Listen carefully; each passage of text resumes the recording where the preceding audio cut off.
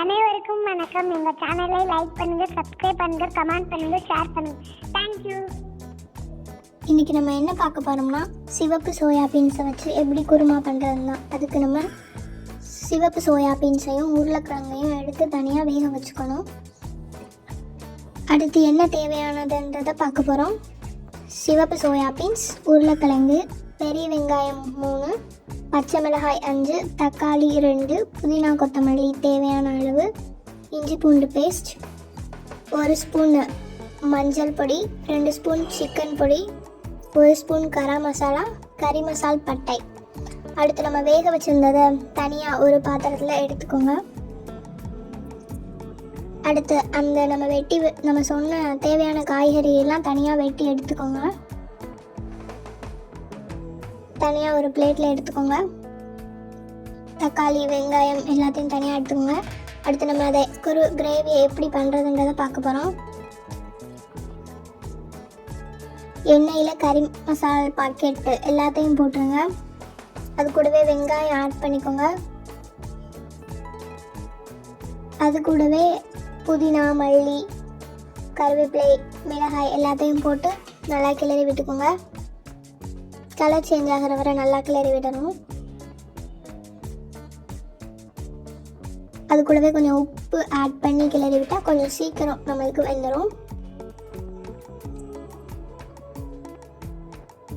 அது கூடவே நம்ம தக்காளி ஆட் பண்ண போகிறோம். நல்லா கிளறி விட்டுக்கோங்க, எல்லாம் மிக்ஸ் ஆகுற மாதிரி. அந்த தக்காளியோட கலர் சேஞ்ச் ஆக வர நல்லா கிளறி விடணும்.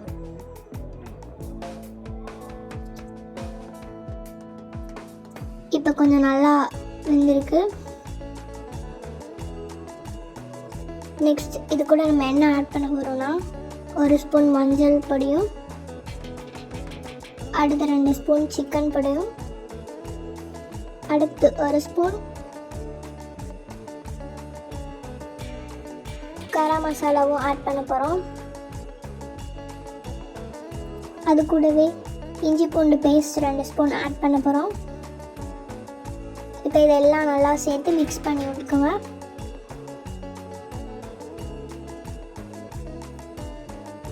இதை நல்லா கிளறி விட்டதுக்கப்புறம் நம்ம வேக வச்சுருந்ததை எடுத்து அது கூட ஆட் பண்ணி நல்லா கிளறி விட்டுக்கோங்க.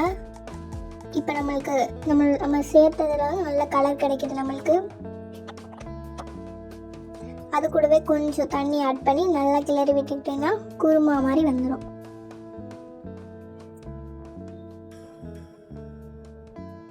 அது கூடவே மல்லி ஆட் பண்ணோம்னா இதோட டேஸ்ட்டே வேறு லெவலில் இருக்கும். இந்த குருமாவை நம்ம எதுக்கு கூட சாப்பிட்டுக்கலாம்னா சாம்பார், ரசம், சப்பாத்தி, கமெண்ட் இது கூட நம்ம சாப்பிட்டுக்கலாம். பண்ணுங்கள், ஷேர் பண்ணுங்கள், சப்ஸ்கிரைப் பண்ணுங்கள். தேங்க்யூ.